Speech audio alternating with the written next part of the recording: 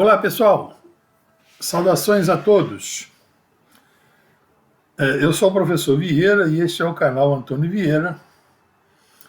E quero, neste vídeo, compartilhar com vocês uma dúvida que um inscrito de um canal terraplanista teve ao termos uma conversa paralela. A conversa dizia respeito à origem do campo magnético terrestre. O terraplanista que fazia a apresentação, ele dizia que o campo magnético terrestre se devia a um confinamento magnético dentro do domo. Então, ali se dava tudo. Esse campo magnético era devido ao confinamento magnético. Bom, eu levantei então a dúvida de como seria o funcionamento da bússola para os navegantes, uma vez que, como nós sabemos, a bússola é usada no mar e ela aponta para uma direção definida por nós na Terra Globo como o norte magnético. Então, dito isso, uma pergunta surgiu a mim dentro daqueles comentários para que eu explicasse melhor essa questão do norte magnético. O que significava essa questão de norte magnético que ele não entendia. Bom, ele não entendia porque esses gurus da Terra plana, eles fazem questão de complicar, de tumultuar, de dificultar o aprendizado dessas pessoas.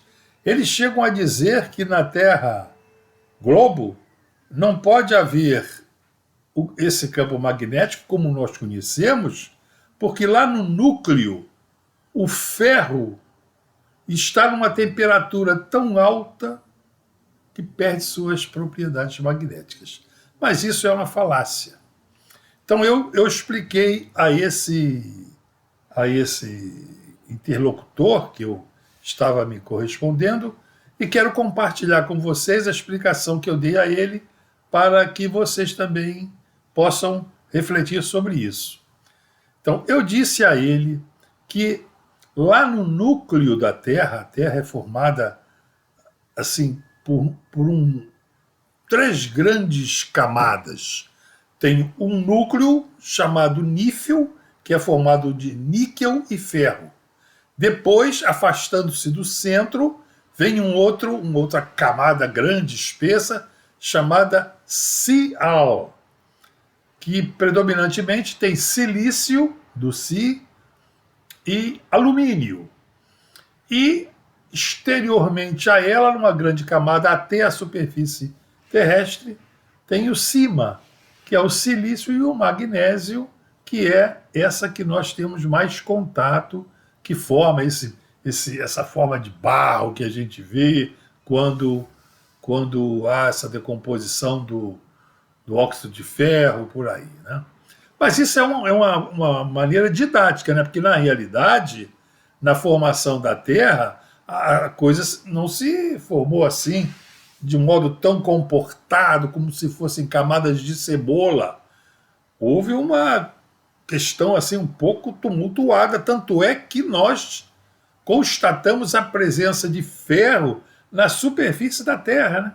Nós vemos ali em Carajás, no Pará, uma grande quantidade de ferro. Lá em Minas Gerais, naquele triângulo do ferro, né, tem muita quantidade de ferro, ouro, isso tudo da superfície da Terra, né? Então nós vemos isso. Mas voltando então à explicação da origem do campo magnético da Terra. Então, voltando lá ao núcleo. Afastando-se do núcleo, já praticamente chegando, né, e chegando na fronteira com aquela camada do Sial, do silício e magnésio, Então, ali, o níquel e o ferro já estão da sua forma sólida e não perderam suas propriedades magnéticas. E devido à rotação da Terra, essas camadas têm uma rotação de maneira diferenciada. Elas não há um certo atraso entre a rotação de uma em relação à outra, então ocorre um atrito da camada de níquel e ferro com a camada seguinte, que é o silício e o magnésio. Esse atrito faz com que os elétrons das últimas camadas dos átomos de ferro se desprendam e formem uma corrente elétrica.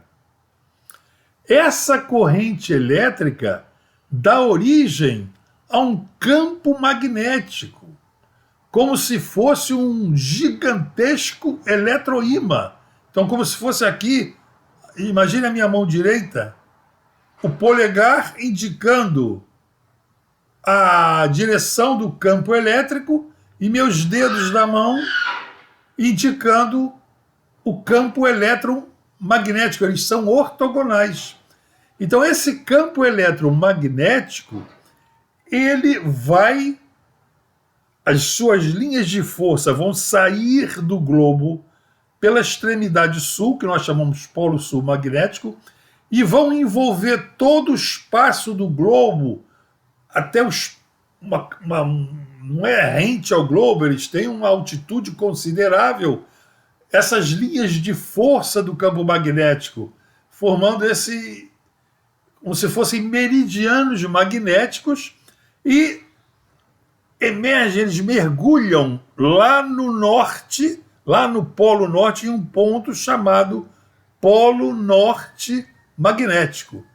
E mergulham ali, voltam já para aquela origem lá do eletroímã, e fica assim um moto perpétuo, o campo magnético agindo dessa maneira. Então é assim que se forma esse campo magnético. E esses meridianos magnéticos que estão na superfície da Terra e até longe da superfície da Terra, que as aeronaves também podem se orientar no seu voo pela bússola, por uma bússola, né? Então, essas linhas do campo magnético, elas são como se fossem meridianos, análogos aos meridianos geográficos. Então, uma bússola, quando se descobriu a bússola, se verificou que aquele material colocado assim